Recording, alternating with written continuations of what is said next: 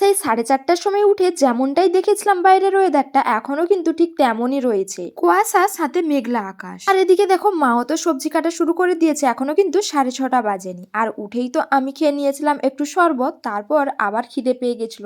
এত সকাল সকাল কি খাবো খুঁজে না পেয়ে একটু বানিয়ে নিলাম ছাতু শরবত।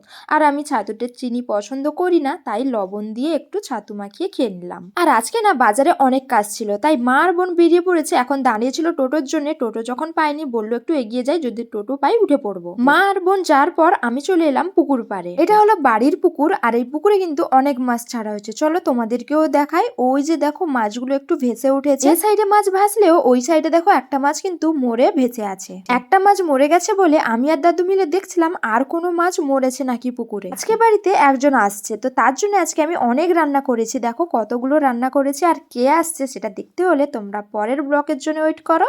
দেখা হচ্ছে নেক্সট ব্লকে। বাই।